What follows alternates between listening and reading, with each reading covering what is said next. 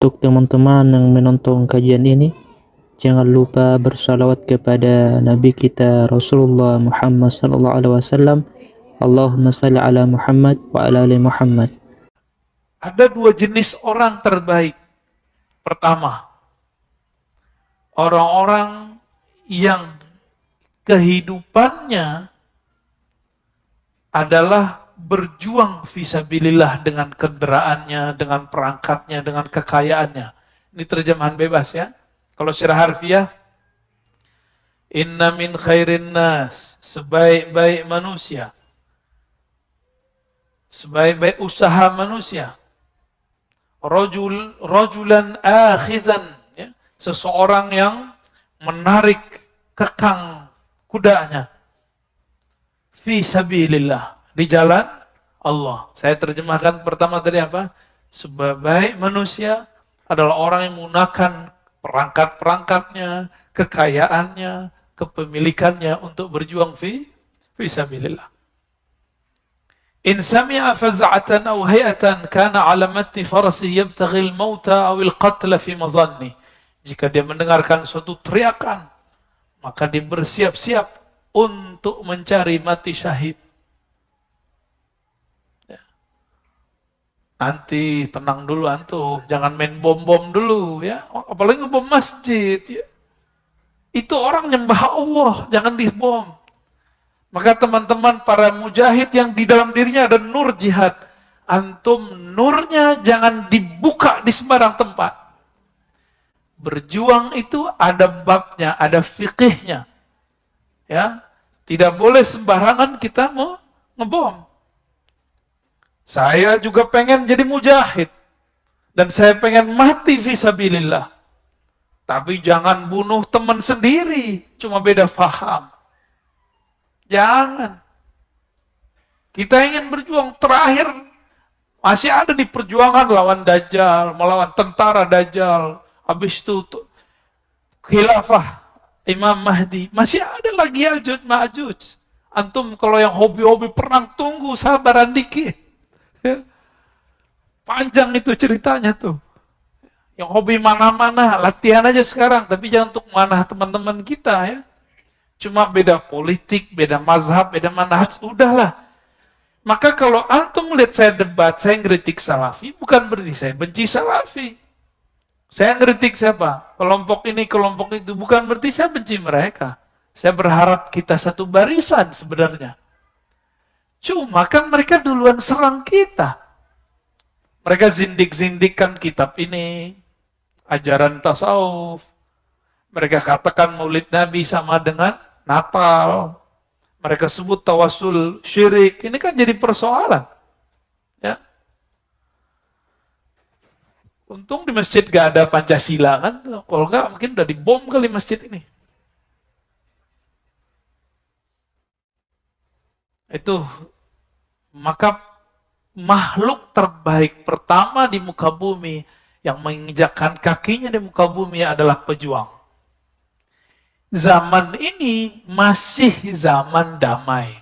Maka dakwahnya juga dakwah damai.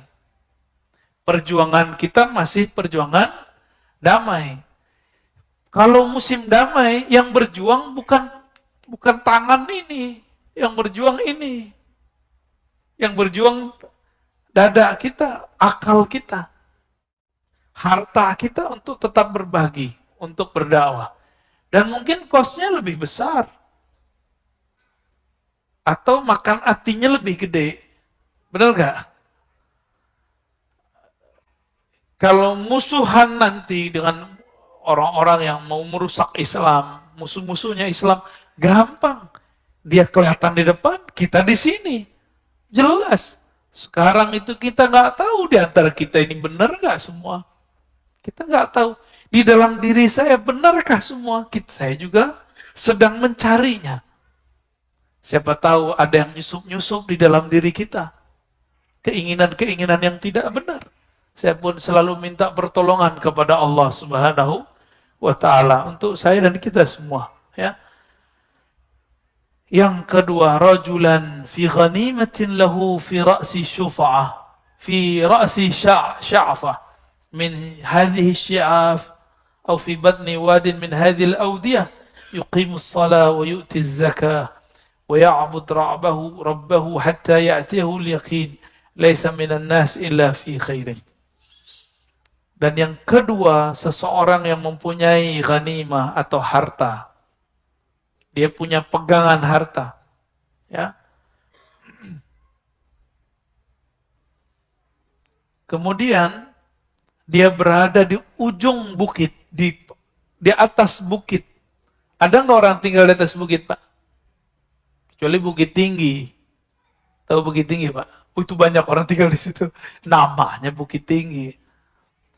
Ada gunung sepi, ada nggak orang tinggal di sana? Nggak ada. Nah, Nabi lagi sebut. Atau seseorang yang berada di tempat yang sepi di atas gunung. Au fi batni wahdin, atau di tengah lembah, di tengah hutan. Nah, dua nih. Berarti yang penting sepi, menyepi, menyendiri. Yuqimus shalah, dia mendirikan salat, menunaikan zakat. Kalau sendiri zakat ke siapa? Jangan-jangan ada zakat yang bukan zakat yang kita kenal sekarang. Zakat di situ artinya sedekah. Ngasih hewan itu sedekah, Pak. Nabi mengatakan, jika ada buah jatuh dari pohon, lalu dimakan oleh burung, itu sedekah. Baru dengar antum hadisnya. Rawahu Ar-Razi. Bukan hadis riwayat Ar-Razi, itu ada di Sunan Tirmizi itu. Hadis sahih. Ada orang lewat mungut, itu sedekah. Maka antum nanti kalau punya buah pohon banyak, atau suka memberi tapi nggak sadar siapa yang diberi, nanti kaget pada akhirat.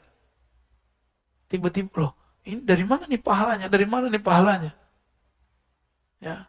Jadi antum kalau punya pohon rambutan tuh biarin aja, bebas. Kalau perlu tulis bebas, siapa aja ngambil. Mana ada orang begitu, Pak, sekarang. Yang ada malah ditulis, yang ngambil ahli neraka gitu ya. Gitu sekarang. Semuanya cuma karena itu, kalau dijual paling cuma berapa duit, bisa neraka loh. Begitu gampang orang sekarang meneraka-nerakakan orang cuma karena rambutan. Ya'bud rabbahu hatta ya'tiyahul yaqin. Ya'budu, dia menyembah Rabbnya sampai datang hari yakin. Yakin itu hari kematian. Laisa minan nas illa fi khair, ya. Lanjut. Apa kata beliau? Qala al-ustaz, pengarang kitab ini, al-khalwah sifatu ahli safwah. Berkhalwat, menyendiri di tengah keramaian, itu ciri-ciri orang yang qalbunya bening. Wal uzlah min amarati ahli al-wuslah. Sedangkan uzlah, menjauhkan diri dari keramaian. Kalau tadi menyendiri dalam keramaian, disebut khalwat. Kalau sekarang uzlah, menyendiri dari keramaian itu. Min amarati ahli al-wuslah. Ini adalah tanda-tanda orang yang wusul sampai kepada Allah. Tapi itu baru awal ya, awal sampai. Pernah jatuh cinta? Pernah? Jujur aja, Pak. Antum gak tahu cinta ya? Pernah jatuh cinta gak? Pernah. Kalau sudah jatuh cinta, ini bukan nama sesama jenis. Sama lawan jenis. Kita suka dia, dia suka kita. Suka gak berdua-duaan? Suka. Bener. Itu normal. Secara manusiawi. Maka berkatalah Imam Qushairi, jika engkau suka menyepi, menyendiri, mojok kalau bahasa kitanya, berkhalwat, beruzlah dengan kekasihmu, maka ketahuilah orang-orang yang wusul, orang-orang yang ruhaninya sampai kepada Allah, cintanya kepada Allah, mereka hanya ingin menyendiri bersama Allah Subhanahu wa ta'ala. Itu yang disebut ahlul wuslah, ya. Wala budda lil murid, mestilah seorang murid fi ibtida'i hali, di awal-awal dia melaksanakan atau mengambil ilmu rohani, minal uzlah, untuk beruzlah. Ini zaman dulu, Pak. Ini zaman dulu, beruzlah. an abna'i jinsih, dari manusia sejenisnya.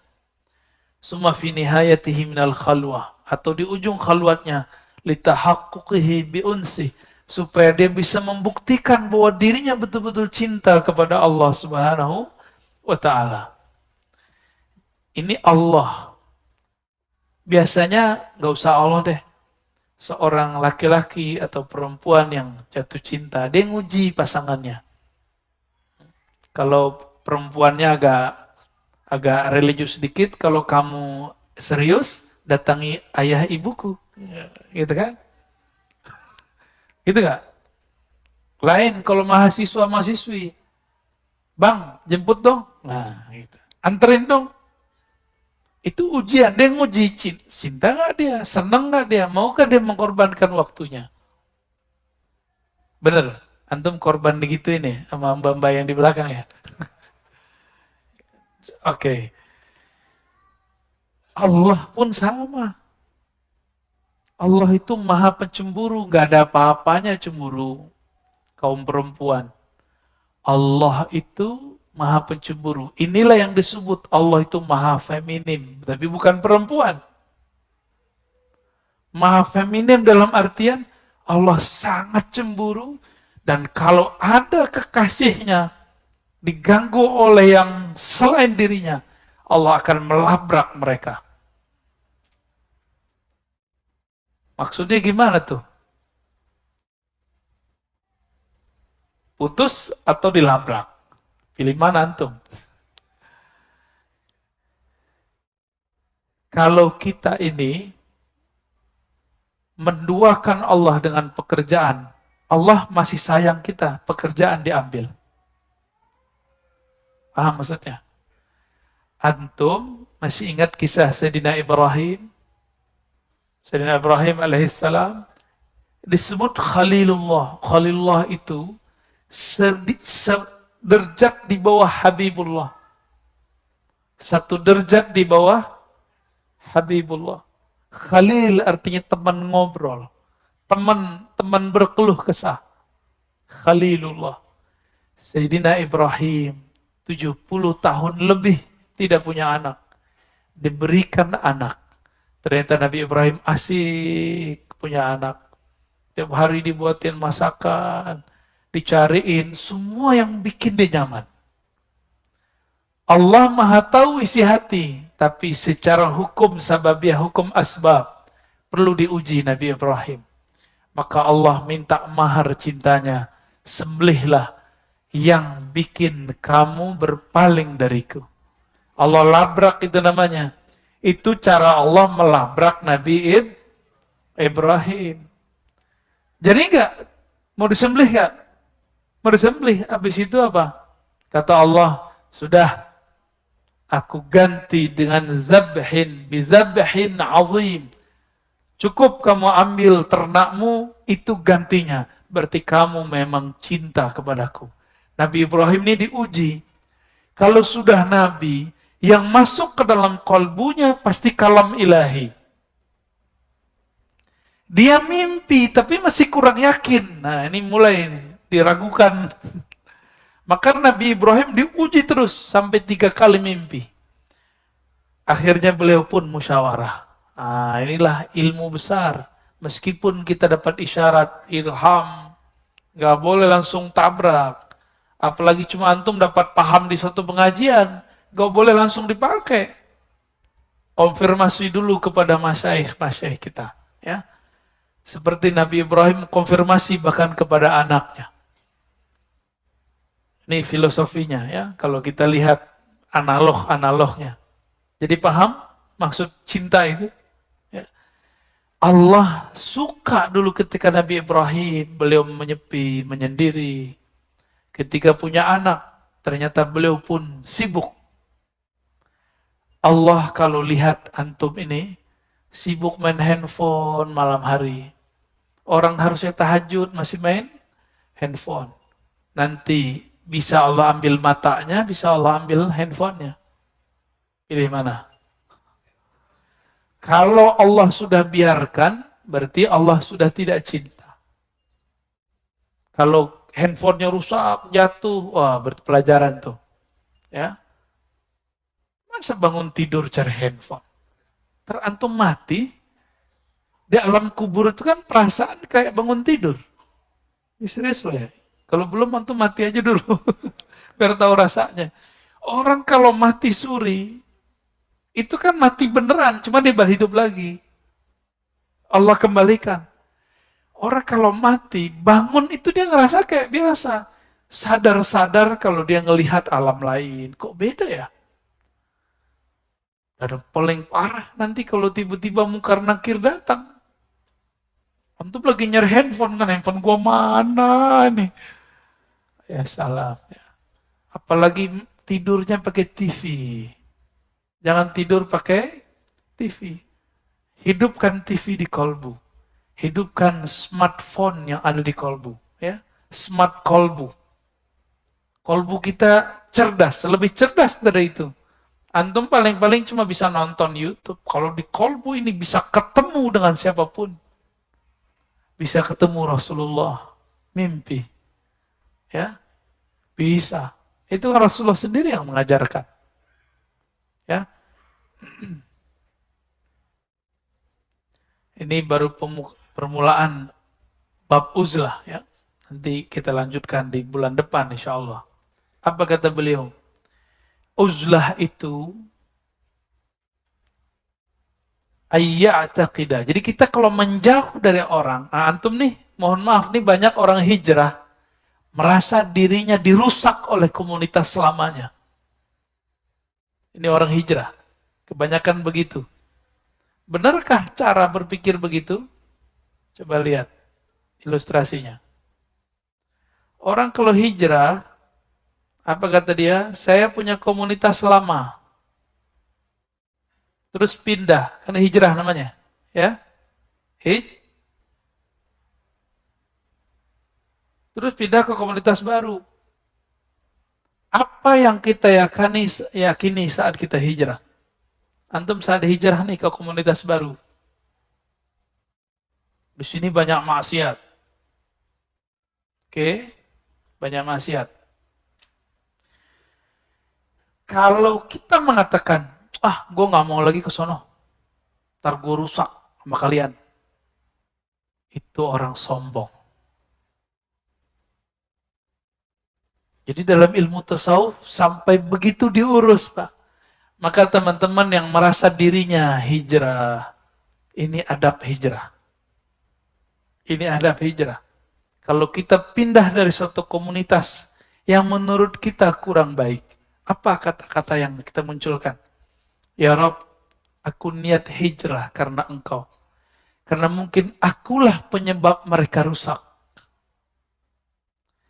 Karena mungkin akulah yang membuat mereka itu kacau. Karena aku, mereka kacau. Atau mereka sudah kacau, tambah aku, tambah kacau lagi. Itu keyakinannya. Bukan berarti kita mau bersih-bersih diri dari mereka. Maka setiap hijrah yang seakan-akan sekarang hijrahnya suci, yang sebelumnya itu kotor. Sebelum itu dia benci, dia katakan, itu musik saya haram. Ente kalau maksiat karena musik, silakan. Tobat aja. Tapi gak usah salahkan musiknya. Ya, ini berulang-ulang saya sampaikan. Musik bisa nggak maksiat? Yang maksiat siapa? Yang main musik. Sekarang antum salahkan musiknya.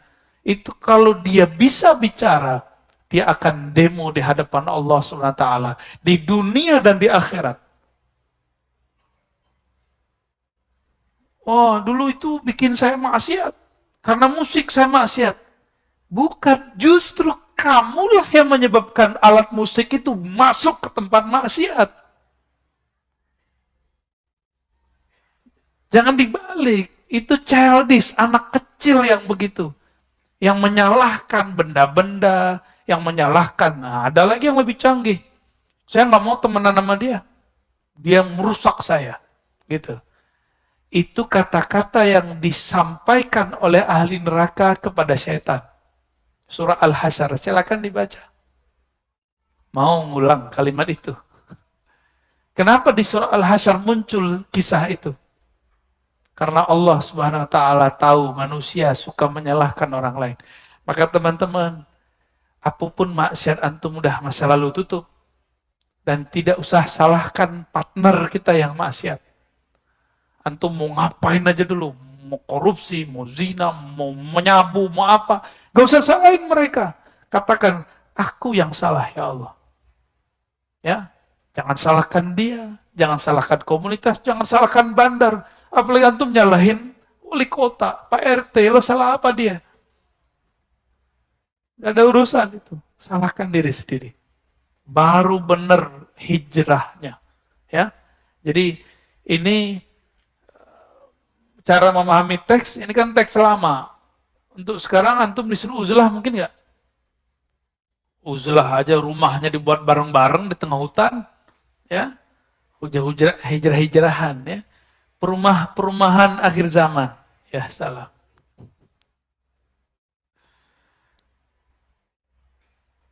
Nah, ini kata beliau, ayya'taqida bi'tizalihi anil khalqi salamatan nas. Nah, ini nggak boleh katanya. Nah, tapi yang boleh apa? Meyakini dengan dia berpindah, dia menjauh, dia menjauhkan keburukan dirinya supaya tidak menyebar kepada makhluk yang lain. Itu baru benar uzlahnya, baru benar hijrahnya. Ya, jadi antum yang hijrah ini katakan, ya Rob, aku niat menjauhkan orang lain dari keburukan yang disebabkan oleh diriku sendiri. Itu niat kita hijrah. Ya. Kenapa?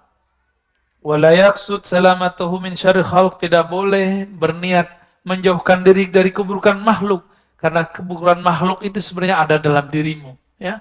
Fa innal awwal minal qismain natijatu istisghari nafsi wa tsani syuhudu maziyati 'alal khalqi. Ya. Yang pertama, orang yang memandang dirinya rusak. Inilah orang tawadhu. Yang kedua, yang mengatakan, saya ingin menjauh dari komunitas yang banyak maksiat. Saya mau hijrah dari komunitas para penyabu, narkoba, kelompok dunia hitam. Itu orang-orang sombong, sok suci. Maka hati-hati siapa guru kita dalam hijrah. Itu akan mempengaruhi gaya hijrah itu. Ya, kayaknya harus dibuat daurah manhaj hijrah, ya, biar oke, sesuai dengan kitab-kitab yang sudah diwariskan oleh ulama-ulama yang kalbunya sudah hijrah kepada Allah Subhanahu wa taala. Lagi, masih ada waktu.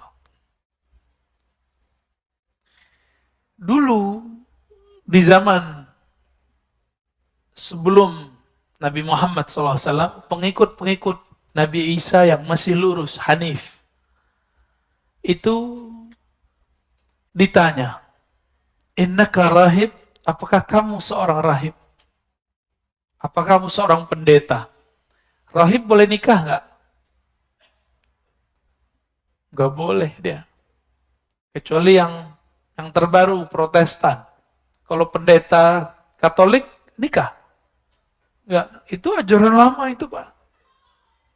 Ya, enggak ya? Tabattul namanya. Innaka rahib, engkau orang yang suci. Jadi rahib itu kalau disebut itu melebihi sucinya kiai kalau zaman sekarang. Kita kan ngeliat kiai masih salah. Kiai itu masih menikah, istrinya lebih dari satu kadang, ya kan? Kalau rahib tidak menikah, karena dalam bayangan orang-orang agama terdahulu, orang yang dekat kepada Allah tidak membutuhkan syahwat. Maka adalah pujian dari seseorang kepada rahib. Innaka rahibun. Engkau seorang rahib yang sangat suci. Pendeta, mirip-mirip pendeta cerita-cerita Sunggokong ya. Begini terus dia. Digoda cewek, begitu terus dia. Waduh, kita salut tuh kalau ada orang begitu ya. Faqala, apa kata dia? La, saya bukan pendeta. Saya bukan rahib, saya bukan ahli agama. Saya bukan orang yang, kalau sekarang kamu orang torikot ya? Kamu sufi ya? Kamu hijrah ya? Kamu ikhwan ya? Kamu ahbab ya? Kamu asyraf ya? Kamu, semua sebutan-sebutan itu dihilangkan. Oh, kamu ikut tarbiyah ya? Kamu ikut liqa ya? Nah, ini puji-pujiannya begitu. Ya, saya dulu kan waktu mahasiswa udah jaga jenggot. Kemana-mana pakai baju koko. Kata kawan, inti ya akhi, rojulun. Ya emang saya rojulun kan. Rojulun artinya apa? Cowok. Tapi dia bilang, rojulun ngaji-ngajiun. Katanya. Suka ngaji. Bahasa Arab Indonesia ya. Apa jawaban si rahib? La bal ana harisu kalbin. Saya ini hanyalah sosok hina yang sedang menjaga kekuatan syahwat di dalam diriku. Dia menyebutnya kalbin. Kekuatan anjing. Jadi dia mengatakan dirinya itu punya karakter hewan buas, hewan ternak. Ini si rahib nih. Inna nafsi kalbun ya'qirul khalq. Diriku ini ibarat anjing. Dia bisa nyalak, membentak makhluk, menyakiti makhluk. Supaya mereka tidak disakiti. Aku merantainya. Aku memagarinya. Itu beliau. Maka dalam kitab-kitab ilmu zikir yang saya pelajari sedari saya masih kecil, dulu ada satu thariqah yang saya pelajari, guru saya mengatakan waktu kami awal masuk khalwat, jadi saya tidak uzlah, tapi saya khalwat 40 hari. Apa kata guru kami? Jangan sebut diri kamu orang yang khalwat. Jangan sebut dirimu sufi. Jangan sebut dirimu ahli hadis. Jangan sebut dirimu ulama, santri. Sebut dirimu orang yang sedang menjaga anjing galak di dalam dirimu. Dan memang saya akui Bapak Ibu yang melakukan Allah, sejauh ini, selama ini saya puasa. Bulan puasa, kan kita khalwatnya bulan puasa. Masa-masa itulah secara zahir mata saya terjaga. Tapi enggak juga. Kan sore-sore ada yang nganter lauk. Mata kita cuci mata pas sore-sore. Karena yang nganter macam-macam. Bukan nganter ke kita, ke samping. Mata tetap aja cuci mata. Sekian hari saya nggak pernah ketemu lawan jenis. Umur waktu itu baru 13-14 tahun. Tahu-tahu ada saudara, ya, ikhwan kita, diantarkan makanan oleh istrinya. Bawa seorang gadis. Apa yang terjadi? Saya nggak bisa lupa, Pak. Cantiknya perempuan itu. Sampai sekarang. Walaupun saya nggak jatuh cinta. Tapi mata ini kayak tertarik ke sana. Oh, ini yang terasa oleh sang rahib. Baru saya paham. Jadi ternyata orang-orang yang menjauhkan dirinya dari makhluk, dari keramaian, ujiannya justru lebih berat. Maka nanti akan ada dua jenis aliran ulama kita. Ada yang memilih uzlah, menyepi, menyendiri. Ada yang memilih menyepi dalam keramaian. Kenapa? Karena kalau antum menjauh, sekali kena seperti Imam Syafi'i, ketika melihat betis lawan jenis, itu langsung hafalannya buyar. Nggak bisa konsentrasi. Tapi kalau antum-antum ini kan sudah tebel mukanya. Dikasih lutut aja biasa aja. Biasa gitu. Ya. Sama kita. Sama-sama bermasalah diri kita ini. Maka teman-teman, sahabat-sahabat semua, saya ini bukan orang suci, saya cuma ketemu orang-orang suci yang ketika kita tanya, dia merasa juga tidak suci. Semoga kita ketularan tawaduknya mereka. Amin. Ya Rabbal Alamin. Kalau dia mampu mengkondisikan nafsnya, menjaga nafsnya, bisa mengenal Allah SWT, dia naik lagi, mulhamah. Mulhamah ini dicirikan, taatnya mut-mutan, maksiatnya pun mut-mutan. Ini lagi musim kajian nih, lagi ngaji. Ustadznya membahas tentang sholat duha, akhirnya sebulan sholat duha terus. Tapi nggak ada perbaikan rezeki. Kayaknya nggak bener nih kajian Ustadz. Masa saya udah duha, rezekinya nggak lancar-lancar. Berarti dia salah niat. Maka dia diilhamkan lagi oleh nafsiyahnya. Itu nggak bener. Ditinggalkanlah. Itu mulhamah. Kalau dia rajin zikir, dia kalahkan bisik-bisikan ini, maka mencapailah orang ini kepada ketenangan nafs. Ketenangan nafs. Disebutlah an-nafsu al-mutmainnah. Jiwa yang tenang. Nafs mutmainnah itu kalau dibuat persentase 51% sampai 99% dia sudah baik. Dia sudah zikrullah.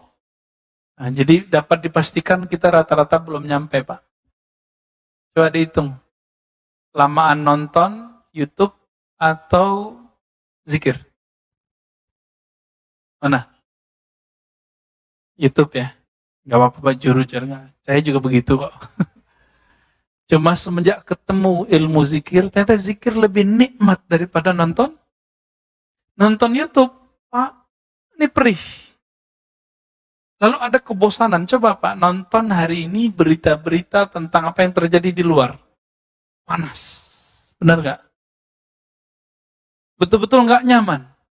Satu punya versi A, satu lagi punya versi B. Dua-duanya punya fakta yang kita bingung.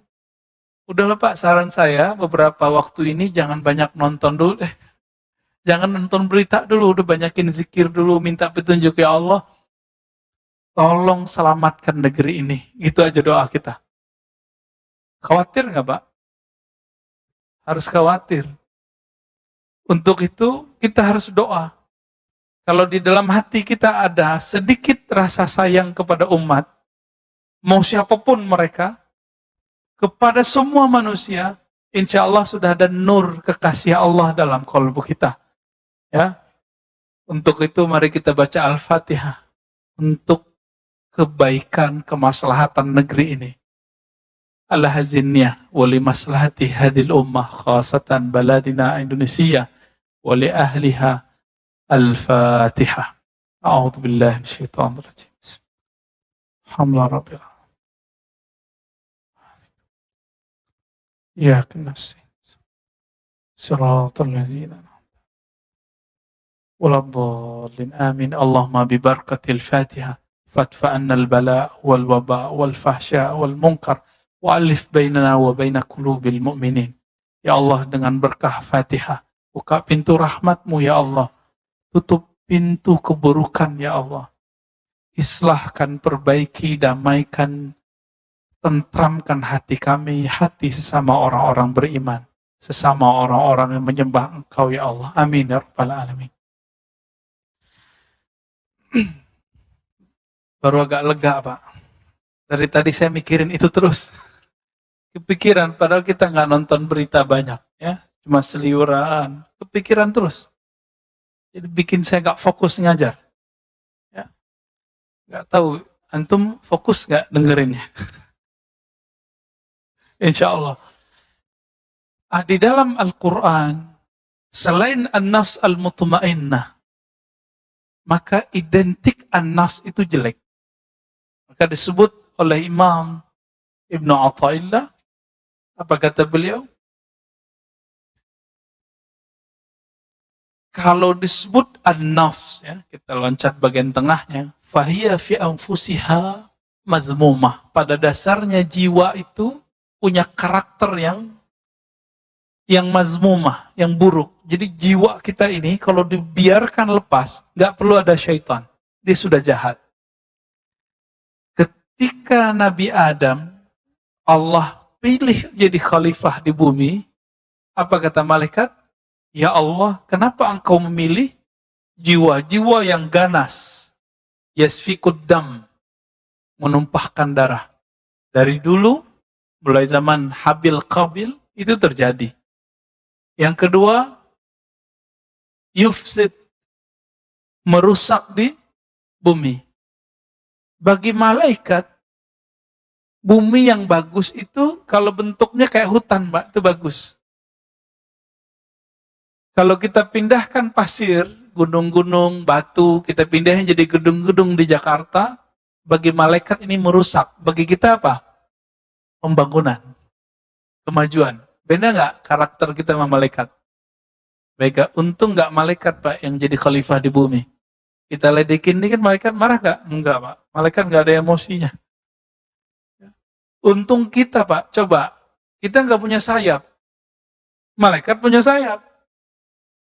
Kalau bukan kita yang mentadbir bumi, maka tidak akan ada namanya mobil, motor, pesawat. Akhirnya kita bisa terbang bareng-bareng kan? Kalau malaikat kan terbangnya sendiri. Ya, kalau mau numpang, numpangnya ke buruk. Dia numpang kan? Buruk. Nah, dalam hal ini, malaikat tidak melihat sisi yang lain dari Adam. Bahwa Nabi Adam tidak hanya nafsiyah, membunuh ataupun merusak. Dia ada sisi lain. Nah, inilah garis batasnya. Jasad, nafs. Kita garis batas. Ini disebut dengan manusia yang zahir. Disebut apa? Manusia yang zahir. Penghubung nafs dan akal dan jasad itu disebut dengan akal. Maka ada naik di atasnya, tembus. Ini disebut dengan manusia yang batin. Manusia yang sebenar-benarnya manusia. Dan ini ada dua. Yang pertama disebut qalbu, yang kedua disebut ruh. Nah, di sini qalbu nggak dibahas di bagian ini, tapi dibahas di bagian lain. Dibahasnya ruh dan sir. Loh, sir di mana? Jadi kita ini kalau zikir, Bapak kalau zikir pakai lidah apa pakai kolbu? Dua-duanya, serius. Kita cek nih. Ya. Kalau sholat tadi pakai fisik, benar? Kolbunya ngikut nggak? Serius. Tadi khusyuk nggak? Kalau tidak ada keselarasan kolbu dengan apa yang dibaca, maka berarti sholatnya baru jasadiyah. Inilah yang dikatakan dalam Al-Quran, fawailul lil musallin. Celaka bagi orang yang sholatnya baru jasadnya. Sama nggak dengan munafik? Dia sholat, pikirannya kemana-mana. Itu sholat jasadiyah. Sholat ini palsu, Pak. Sholat palsu. Kalau sholat nafsiyah itu orang sholat kalau dia lagi butuh. Tapi kalau sholatnya kolbu, dia sudah sholatnya ma'rifatullah. Mengenal Allah. Dia sudah tahu, saya butuh ini. Saya butuh sholat. Maka orangnya minimal sholat dengan kolbunya. Apa karakter orang kalau sholat sudah dengan kolbu? Dari awal takbir sampai assalamualaikum, yang dominan nama Allah. Allah. Allah. Udah gitu aja isinya, Allah Maha Besar. Allah, terus Allah yang terdalam dalam hatinya. Ini khusyuk level 1. Jadi bagi saya, antum faham apa yang dibaca, itu belum khusyuk. Itu namanya nerjemah. Kalau gitu orang Arab khusyuk semua dong. Ya, kita khusyuk semua dong. Ya, ini samping saya ada Buya Asfi ya, masih muda. Itu baca kitab Pak, nggak perlu lihat, ngerti nerjemahinnya. Santri-santri di pesantren bisa nerjemah. Apakah mereka khusyuk? Enggak. Dulu ada syekh dari Arab datang ke sekolah kita. Pulpennya jatuh. Dia ambil Pak pulpennya, ambil lagi. Khusyuk nggak tuh? Dia paham nggak yang dia baca? Dia paham yang dia baca. Tapi ternyata pemahamannya baru di akalnya, belum sampai ke kalbunya. Kalbu itu kalau sudah tersentuh nama Allah, maka ada beberapa efeknya. Pertama, seperti yang disebutkan dalam surah Al-Anfal. Wajilat qulubuhum. Disebut nama Allah, kalbunya bergetar. Ada Pak getar. Makanya orang mengatakan, murid-muridnya Imam Junaid, kalau Junaid sholat, kami mendengar gemuruh jantungnya. Kedengeran Pak.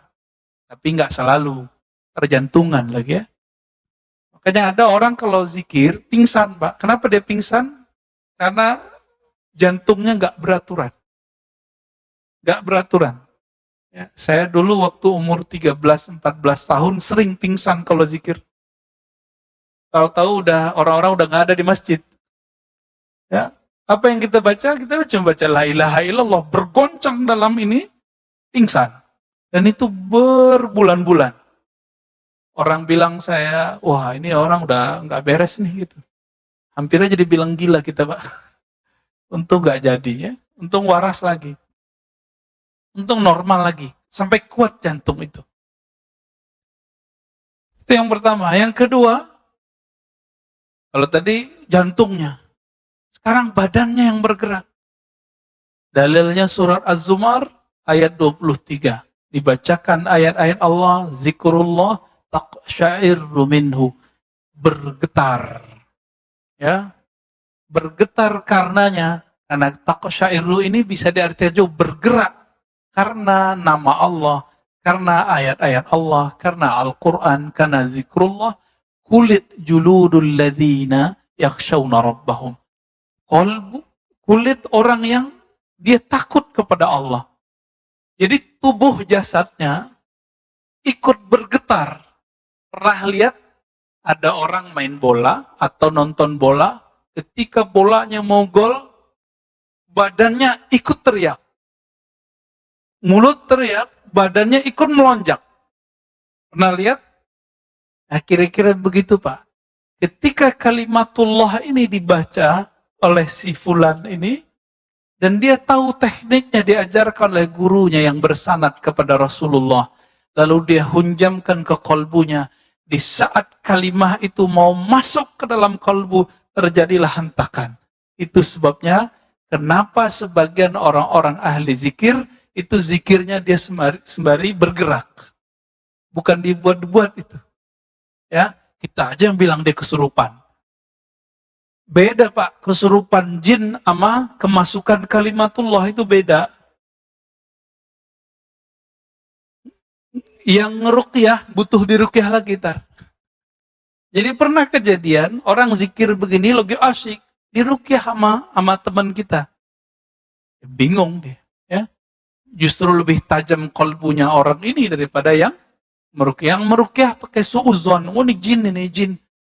Tidak akan pernah bersatu di dalam kalbu nama Allah dan jin. Gak pernah.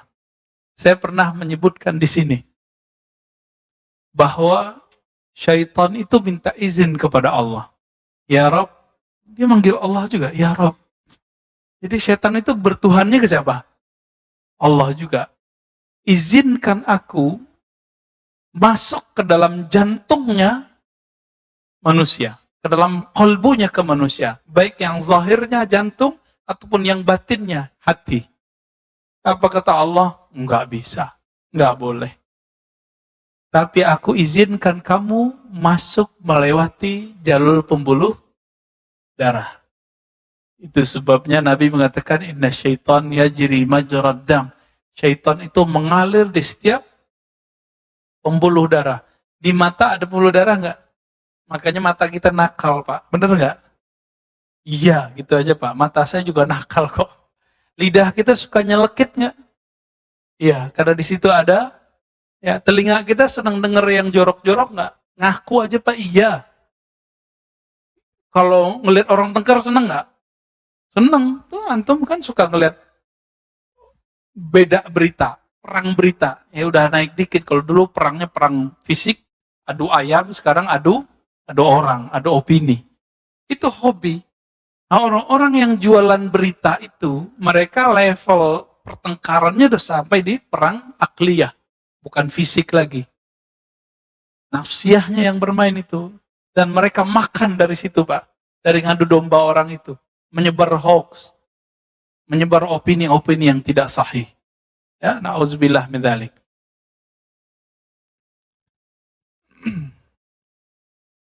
Nah, si kolbu ini puncaknya ketika dia bersatu kalimah itu dengan namanya. Jadi kalau nama Allah, kolbu itu dia nggak mau diisi dunia apa nggak mau. Dia nggak bisa diisi lawan jenis, nggak bisa diisi mobil. Kekecilan mobil itu. Di kolbu kita kekecilan dia. Karena kolbu itu luasnya bukan main. Dia nggak bisa diisi rumah. Maka antum kalau beli rumah yang bagus, habis itu dia minta lagi. Siapa yang minta? Nafs. Sama kolbu ya, kolbu nggak puas. Bukan ini yang aku cari. Orang kalau sudah mencapai suatu gelar, dia nggak puas. Dia pengen gelar lagi, pengen gelar lagi. Begitulah terus. Kenapa? Kolbu kita terluas. Maka yang meminta-minta nanti nafs. Si kolbu kesepian. Kolbu yang tidak mendapatkan asupan asma Allah yang husna itu, nama Allah yang indah, maka kolbunya akan kekurangan gizi. Disinilah seseorang kalau tidak berzikir dengan kolbunya, dia tidak merasakan puncak. Yang ketiga, itmi'nanul qulub, ketenangan kolbu. Apa bedanya nafs mutmainnah dengan kolbu yang damai? Nafs yang tenang itu hanya dapat dicapai dengan kolbu yang berzikir. Jadi mohon maaf, kalau banyak orang tanya, Ustadz gimana cara menundukkan syahwat? Nggak ada doanya. Kan banyak orang, Ustadz kasih dong saya zikir menundukkan syahwat. Nggak ada zikir menundukkan syahwat. Zikir-zikir itu bukan untuk nafs. Zikir itu untuk melawan syaitan di kolbu. Jadi kolbu kita setiap kali lepas dari zikrullah, maka belalainya syaitan masuk ke dalam. Berarti zikir hanya untuk melawan nafs, urus sendiri. Latih puasa, latih bangun malam, latih tidak banyak ngomong, latih sendiri. Jangan salahin syaitan kalau maksiat. Ya. Kalau kita berpikir yang jorok, itu bisikannya emang dari syaitan. Tapi nanti yang eksekutornya siapa? Nafs kita. Selalu itu. Maka Bapak Ibu yang bukan Allah, kalau sudah paham nih, jadi ada diri yang disebut dirinya kolbu. Kolbu boleh diartikan sentralnya jiwa, sentralnya manusia. Nah, sentralnya ini dia cuma diisi dengan nama Allah, sifat Allah, nggak lebih. Dia nggak mau apa-apa. Itu sebabnya beberapa teman kita yang level kok pengenalannya ke dalam dirinya sudah level kolbu, lagi lapar, zikir hilang pak laparnya. Lagi sakit badannya, jasadnya, dia ajak zikir, langsung ringan. Ini Ustadz kita kan ahli Quran tuh, kalau sakit tuh baca Quran aja tuh Pak. Karena kolbunya sudah nyaman dengan Al-Quran. Langsung ringan. Coba Bapak rasakan, kita lagi sakit demam nih. Yang kita baca apa? Gitu ya, benar nggak? Dalam ilmu huruf, orang baca itu ada kaitannya dengan Allah. Itu sebabnya dalam tradisi ahli zikir ada zikir supaya nanti kalau antum kesakitan nggak perlu ngeluh lagi. Malu kepada Allah. Mending sebut nama Allah. Udah gitu aja. Ini rahasia zikir Allah atau Allah. Jadi ini nggak beda. Dalilnya apa? Qul wallahu ahad. Qul katakan ya Muhammad, huwa Allah ahad. Itu tinggal antum pretelin satu. Boleh zikir boleh Allah, boleh ahad.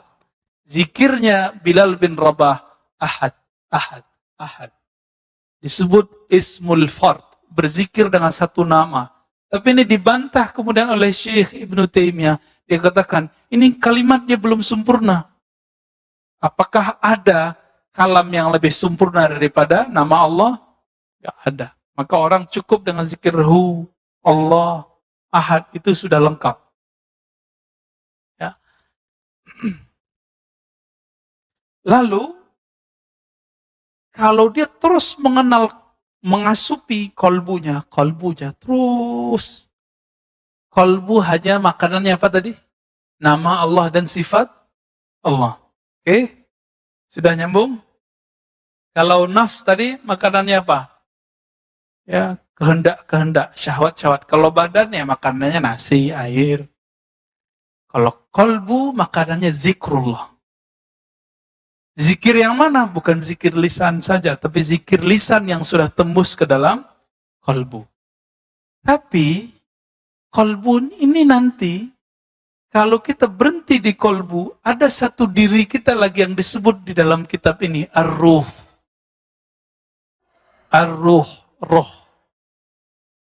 Roh ini yang Nabi katakan, al-ihsan an ta'budallah ka'annaka tarah. Jadi ketika Jibril datang bertanya, wahai Rasulullah, wahai Muhammad, apa itu ihsan? Islam, iman, sudah ada rukunnya. Ihsan apa rukunnya? Cuma satu. Engkau menyembah seakan memandangnya, atau merasa dipandangnya. Yang merasakan memandang Allah, yang merasakan dipandang Allah, itu bukan tubuh ini. Bukan juga nafs. Bukan juga qalb. Tapi yang merasakan siapa? Ruh. Ini yang disebut dengan ihsan. Hadis Imam Muslim, hadis pertama dalam Kitabul Iman. Jadi ternyata Imam Muslim ini canggih sekali. Dia bukalah Kitabul Iman, bab iman dalam Sahih Bukhari, dengan ajaran Islam semuanya. Rukun Islam, rukun iman, dan ihsan. Puncaknya di ihsan itu. Nah, hari ini kita ngaji kebanyakan fokus di bab fikih. Fikih jatuhnya kemana? Hukum fikih jasad. Makanya hukum fikih membahas, boleh nggak Ustadz saya sholat setelah menyentuh istri? Sahkah sholat saya kalau sarung saya di bawah mata kaki? Ustadz, bolehkah saya motong jenggot? Ustadz, semua pertanyaannya apa? Bab jasad. Benar gak? Antum harus naik ilmunya. Harus naik ilmunya. Minimal ke nafs. Ustadz, jiwa saya kok merasa gelisah. Apa obatnya? Makanya anak-anak remaja sudah mulai banyak ngaji. Ngaji, cuma saya ngaji ke ustadznya juga lagi gelisah. Belum menemukan jalan menuju kolbunya. Ya sama-sama galaulah berdua, ya galaulah semua. Bagaimana mungkin, ini saya dulu Pak, waktu kita buat training bersama teman-teman Korps Dai Muda, salah satu lembaga zakat terdekat kita di sini, itu buat latihan daurah dai. Saya telat nyampe, jadi nggak ada bus masuk ke Baduy. Akhirnya kita sewalah angkot. Kita tanya, Mas, kamu bisa nganter ke Baduy nggak? Oh bisa. Bener Pak, diantar beneran. Udah nyampe, itu udah malam, udah jam 7. Ternyata sinyal udah habis. Handphone pun sudah nggak bisa hidup. Ya, baterainya habis. Teman saya masih bisa buat GPS-nya. Dia bilang, Mas, ini kok tambah menjauh? Tadi 1 kilo, sekarang udah jadi 10 kilo. Jadi kita nggak jauh Pak. Nggak jelas. Udah naik gunung, turun gunung, udah 7 gunung tuh kita naikin turun sampai dorong berapa kali. Angkotnya kan mati-mati hidup. Hujan lagi, Masya Allah. Saya mikir, ini kali ya nasib para guru-guru yang mengajak kepada Allah, tapi dia tidak tahu jalan menuju Allah. Tersiksalah muridnya dengan wirid-wirid yang membuat dia tidak sampai kepada Allah. Tersiksalah muridnya dengan zikir-zikir yang membuat dia lelah, nggak bisa mengobati dirinya. Kayak gitu ya, kayak sopir angkot nggak ngerti jalan. Ketika nyampe, ya itu jadi bahan daurah. Ya. Bahwa kalau kita mau jadi dai, mau jadi penunjuk jalan menuju sesuatu, harus ngerti dulu jalannya. Harus menempuh dulu jalan itu sendiri. Kalau kita sudah menempuh sendiri, apapun kejadian nanti murid, ya kemana-mana, kita tahu, oh kamu lagi di sana, cepat kembali. Itu kelebihan orang yang berguru, bersanad kepada Rasulullah Sallallahu Alaihi Wasallam. Berguru, punya guru, gurunya terus. Jadi bukan bersanad ke Nabi itu kita langsung baca Sahih Bukhari, keputus sanad antum. Imam Bukhari untuk mendapatkan satu hadis, dia berangkat dari Uzbek ke Mekah, ke Madinah, ke Mesir. Masa kita langsung ke Imam Bukhari? Bukhari wafat tahun berapa? 256, kita 1443 ya. Udah berapa jaraknya? Terus antum bilang langsung saja ke Bukhari. Kalau Imam Bukhari hari ini hidup, kita akan dihardik sama beliau dan dikatakan, ente dajjal, ente pembohong, ente bukan murid aneh. Kira-kira begitu kata beliau. Ya? Harus cari guru yang bisa menghubungkan kita kepada mereka. Dan itu wajib hukumnya. Saya mau tanya, kalau jasad kita sakit, wajib nggak datang ke dokter? Serius, ini wajib. Beneran? Wajib nggak? Wajib nggak? Kalau antum ada persoalan kedokteran, nanyanya ke ustadz atau nanyanya ke dokter? Ini kan ustadz sering jadi tumbal. Antum sakit badan tapi kita yang dimintain doa. Ustadz, kasih doa dong. Ya bisa sih ngasih doa doang. Sembuhnya di tangan Allah. Ada sih orang sembuh tergantung yakinnya. Kalau penyakitnya masih bisa dibenerin. Lewat doa, kan ada penyakit yang nggak bisa pakai doa. Ini diakui sendiri oleh dokter herbalis di zamannya, dokter syar'i di zamannya, Syekh Ibnu Qayyim. Beliau kan seorang ulama plus dokter. Punya kitab judulnya At-Tibbun Nabawi. Apa kata beliau? Ini herbal, namanya Habatus Sauda. Dia bisa mengobati penyakit A, tapi nggak bisa mengobati penyakit B. Apakah Ibnu Qayyim ketika berkata begitu, dia melanggar kalam Nabi? Nabi mengatakan, Habatus Sauda syifa min kulli da'in. Obat segala penyakit. Apakah dia melanggar Nabi? Enggak. Yang dimaksud Nabi, penyakit yang berkaitan dengan potensi yang ada di Habatus Sauda. Ada ilmunya Pak di sana. Baik. Jadi kalau kita sakit fisik, kita datang ke dokter fisik. Sakit nafs, datang ke psikolog. Ya, kalau nafs yang masalah datangnya siapa? Psikolog atau ustadz yang jago ahli jiwa. Yang bisa disebut ustadz ahli galau. Itu bisa tuh jadi referensi. Cuma psikolog dan ustadz ini sama. Bedanya psikolog dia udah punya patron sendiri. Kaidah sendiri. Kalau si ustadz dia punya dalil-dalil untuk menghibur kita. Biar nafsnya lega dikit deh. Tapi itu tidak permanen. Yang permanen kalau punya guru kolbu. Mursyid qalbiyah. Mursyid yang bisa membimbing kolbu menyebut nama Allah Subhanahu wa ta'ala. Coba antum sekarang cari guru yang bisa membimbing kolbu menyebut nama Allah. Itu yang dicari, Pak. Ini minimal orang kalau udah nyampe di sini udah jadi kekasih Allah. Kalau dia kenal kolbunya. Ya.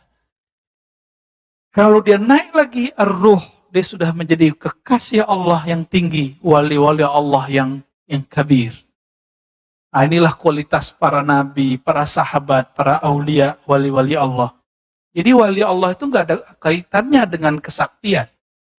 Kaitannya wali Allah itu rohnya, berkoneksikah dengan Allah, merasa memandang Allah, merasa dipandang Allah, atau tidak. Jadi jangan merasa wali, merasa sudah kekasih Allah, kalau belum merasakan ini. Berarti walinya baru wali umum di kolbu. Mau dia mursyid, mau dia kiai, Mau dia siapapun. Kalau belum merasakan ini, tahu diri aja ya. Innallaha alimun bidzati sudur. Allah tahu kualitas diri kita. Gak usah belagu-belagu kita ini kiai, ustadz, orang suci, jago tahajud, banyak zikir pagi sore. Gak ngaruh, Pak. Ya.